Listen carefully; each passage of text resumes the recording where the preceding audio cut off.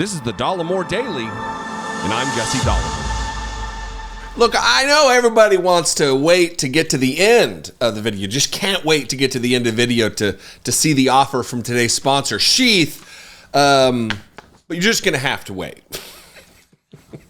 Thanks to Sheath, my absolutely favorite underwear company, for sponsoring a portion of today's video. The actual topic of today's video is yet another big fat L for Republicans. How long has James Comer and his Republican cohort been railing on about this FBI informant that they have? I mean, Sawyer Hackett did my job for me. This isn't James Comer, but this is a tweet that contains just a few of the moments that Ted Cruz has used the FBI informant, Smirnoff is his last name, Alexander Smirnoff, to promote his podcast.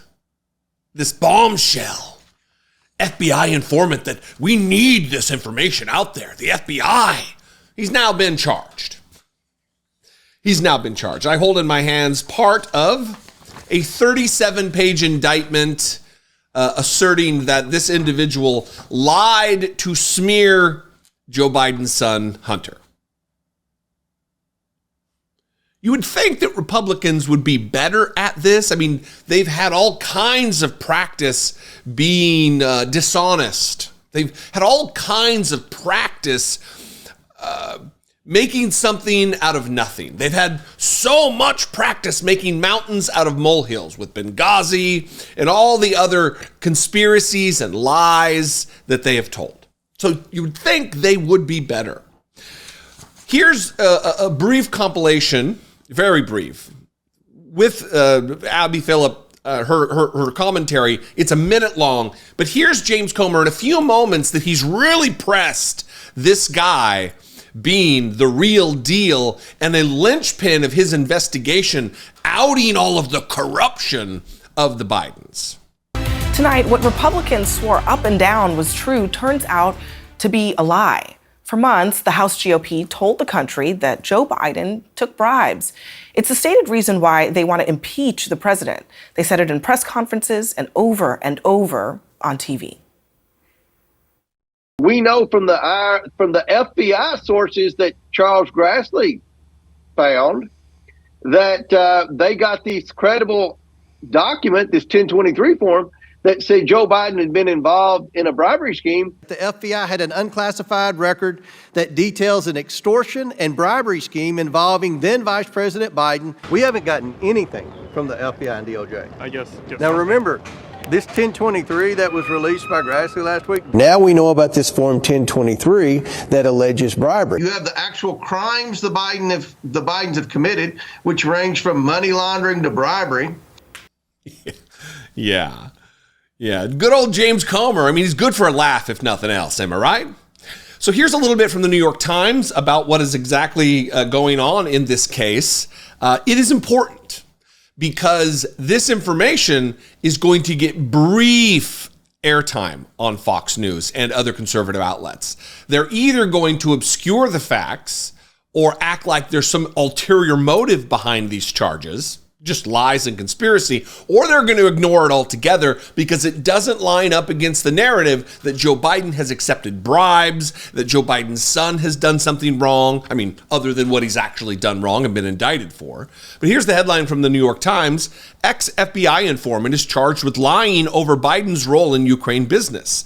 The informant story was part of a series of explosive and unsubstantiated claims by Republicans that the Bidens engaged in potentially criminal activity.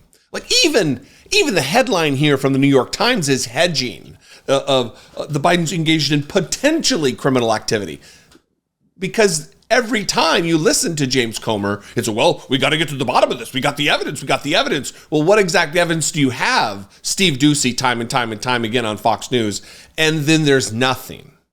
And now we're learning that not only is there nothing, the nothing that they had was being relied upon by someone who is now alleged to have committed crimes, obstruction, and lying to the FBI. The special counsel investigating Hunter Biden has charged a former FBI informant with fabricating claims that President Biden and his son each sought $5 million bribes from a Ukrainian company, a stinging setback for Republicans who cited the allegations in their push to impeach the president. Now, I'm not going to go through this whole thing. I put a link to the description. I will put a link to this article in the description. I would encourage you to read the entire thing to really get the flavor for what's going on here. But I want to kind of just read the brief.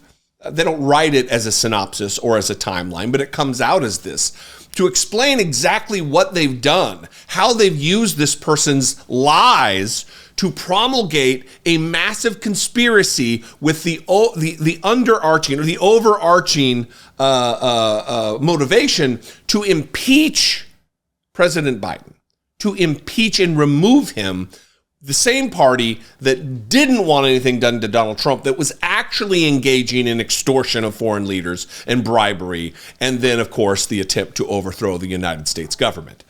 Republicans pressured the FBI to release internal reports after they learned of Mr. Smirnoff's claims. In May last year, Representative James Comer of Kentucky, the Republican chairman of the House Oversight Committee, threatened to hold the Bureau's director, Christopher Wray, in contempt if he did not disclose some details.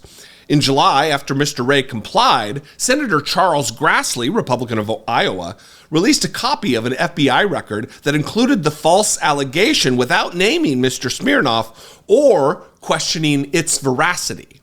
This is the other thing. They've had both goons in the Senate and in the House running interference and promoting the lies of alleged criminals.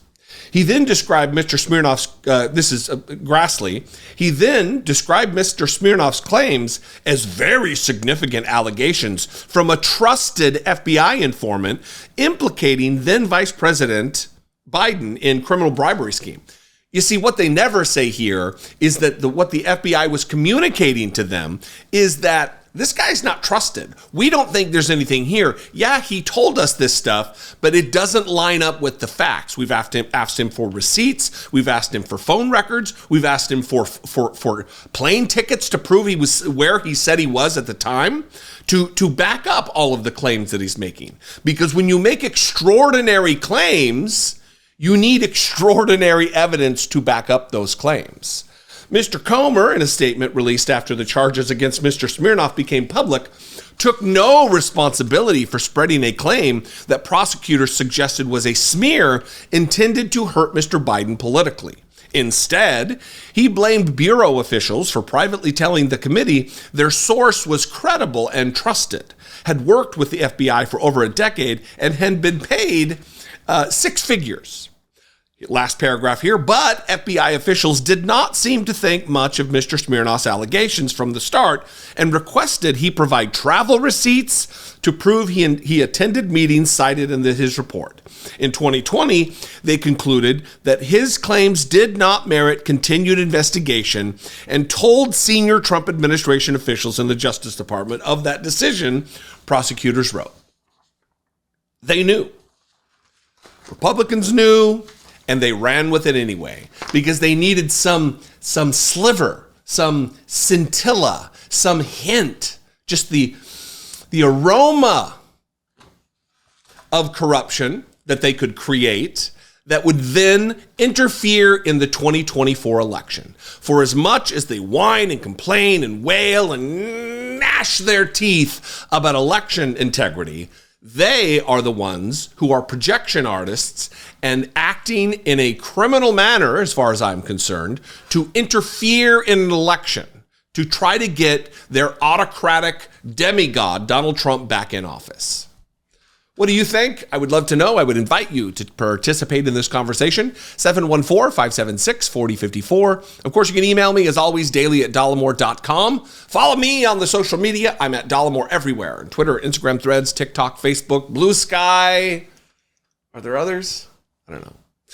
I love and appreciate you. Stick around for a word from my favorite. In fact, I'm wearing them right now. Too much information, I know, but we're here. This is where we are. Stick around for a great offer from Sheath Underwear. Here in the United States, we grant separate powers to three co-equal branches of government: the legislative, the executive, and the judicial. Divided, each branch can better support the working of our government as a whole. Why shouldn't this practice carry over to the governing of our own bodies?